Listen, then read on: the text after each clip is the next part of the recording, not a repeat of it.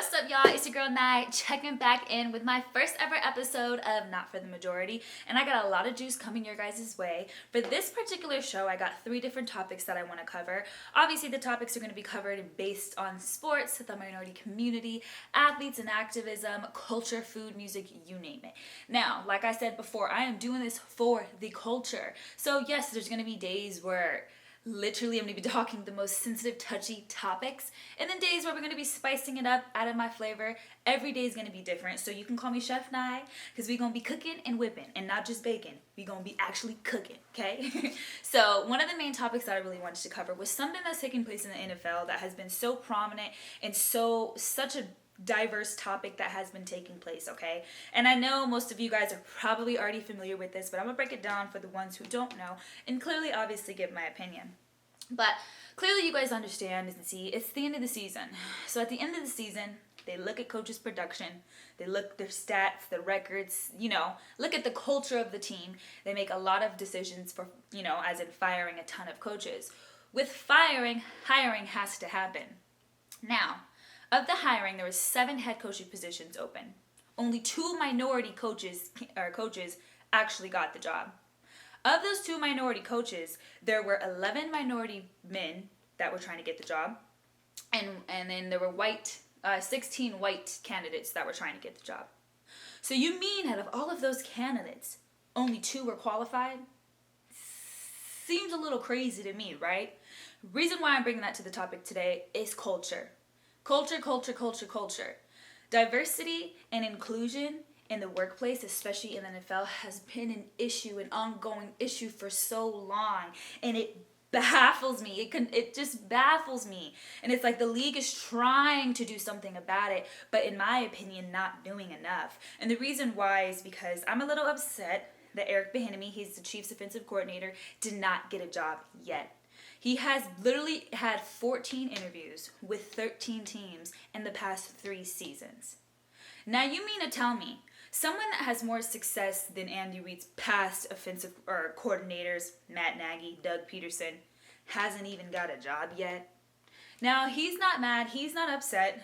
He's saying that he didn't mean to be the poster board. The media, this is what the media does. They have now created him. Now he is this huge poster board that's plastered everywhere. And people are trying to figure out, well, why didn't he get a job?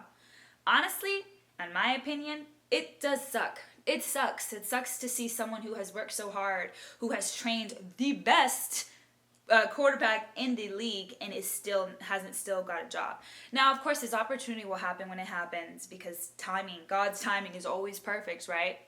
And I'm sure he's excited that, all right, now that that's left behind me, I'm going to now get this Super Bowl ring. But it's upsetting to me because with the Rooney Rule that was established now, if you guys don't know what the Rooney Rule is, the Rooney Rule was established by Dan Rooney in 2003. Dan Rooney actually passed away in 2017, left it off to his son, Art Rooney II. And the rule pretty much was established to create equal diversity and inclusion in the workplace. Coaches or owners, well, we're safe for teams. Teams they have to interview at least 2 minority head coaching positions that are not in their organization, okay? They have to interview 2 minorities, and then at least for the coordinators, they have to interview 1 minority. What upsets me, though, is that they now get incentives for hiring these minority coaches or minority people. It sucks that Black people or minority people, Latin people in a whole, have to work twice as harder as the white man. It's sad. It really, really is.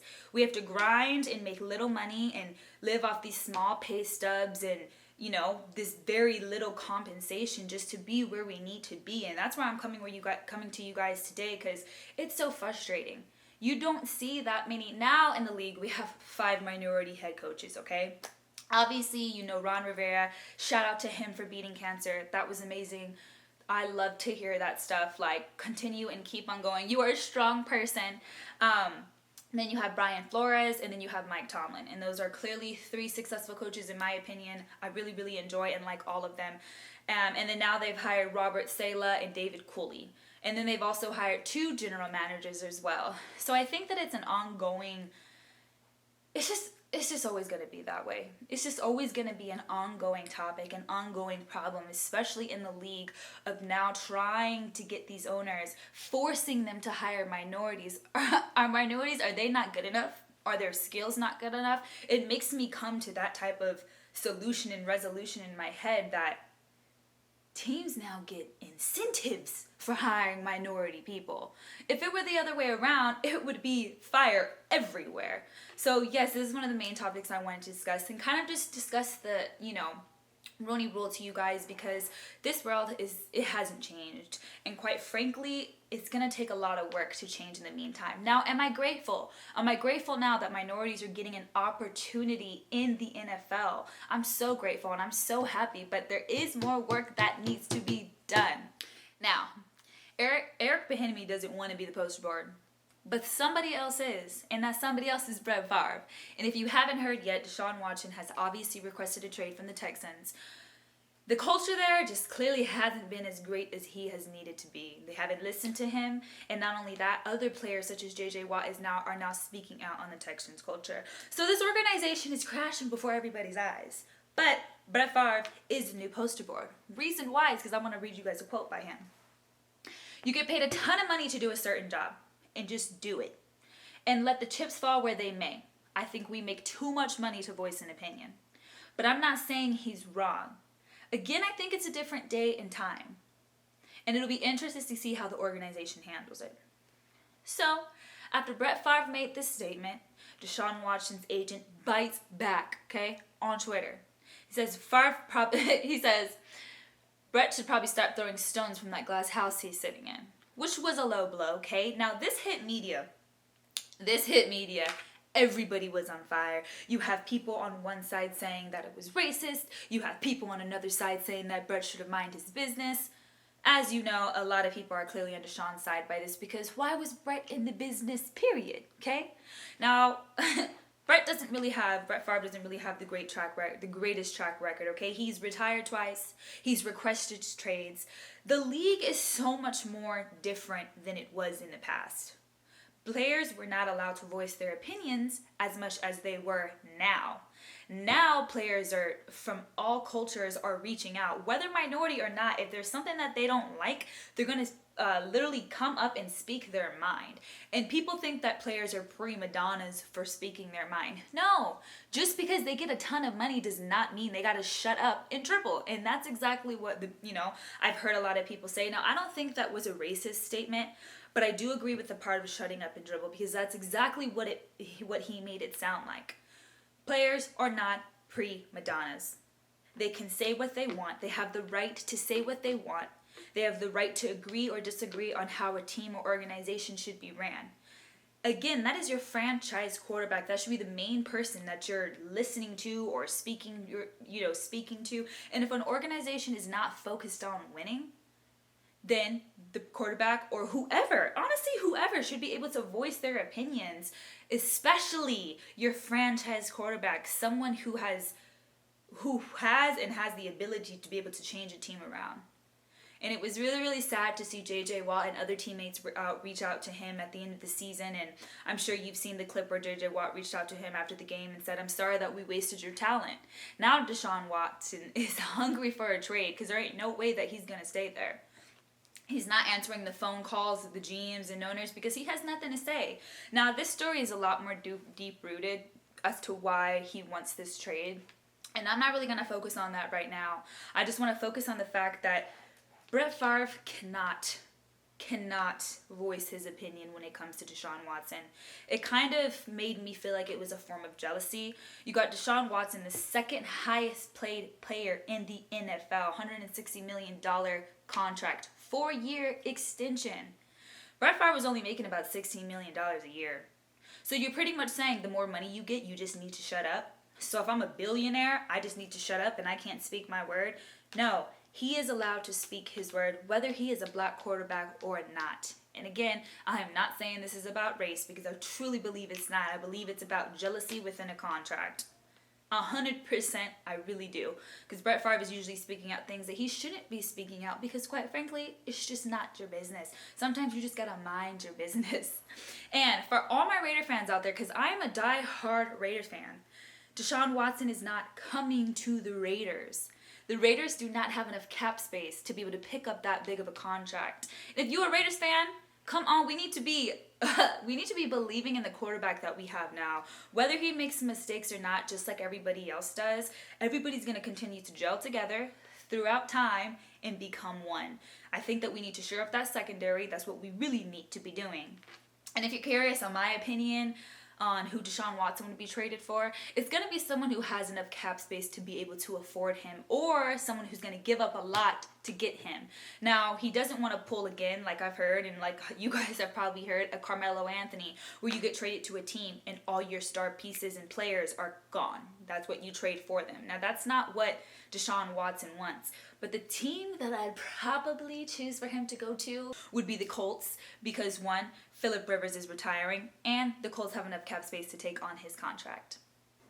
Alright guys, so it is Black History Month, so I not only want to take a moment to recognize, but celebrate Black excellence. And with that, I want to be able to enlighten you guys on some Black history. The question I have chose for this particular topic is, why is Black marriage so important into the success, the contribution of the success in the Black community? Reason why is because in this society, if you take a look now, Black people have the highest rating of single-parent living homes, more than the Latin community and more than the white community. The Black man as a whole, they have a stigmatism against them, and it's so sad to see that Black men have a stigmatism against this, and I think it's all clear as day. They have a stereotype against them. People demoralize the Black man. Fact, the average Black woman out-earns the Black men in money and education. Crazy to me. Reason being is because Blacks were married during Reconstruction and during Civil Rights back in 1970. I'm going to break this down for you the whole entire way. In 1968, MLK died. In 1970 is when the government went in and deindustrialized the city centers. They shut down the factories where the Black people were working to make their money to afford living. The 1980s is when they introduced crack to the scene. Black people either sold it or smoked it. That's why you see a lot of Black men in jail now today for crack or drugs as a whole, for either having it on them or using it. Because they're so demoralized, the thing that they have turned to was drugs. In the 1990s is when Bill Clinton came up with the strike bill. 3 strikes and you're out. It's so sad to see that if you look at the timeline of the Black men, and you see the literal industrialization happen, where they wiped out the communities, it completely messed up their marriages. Black women are known to be so independent, to have no emotion, to do it all on their own, all bad, okay? And yes, we can do it all on our own. But the reason why is because from the past history, Black women have not respected Black men, because Black men can have literally not given enough to the family or to the contribution. They feel so demoralizing. There was not enough work for them. Women were making more money then because they were getting shipped off and sent to the army. So the women were staying at home, single parent home, struggling, getting nannies to raise their children so they can be able to afford to live. So yes, the Black marriage is so important in the Black communities, and I know that it's not as popular in the ratings of Black marriages are not as high, but this was systematically done to the Black community.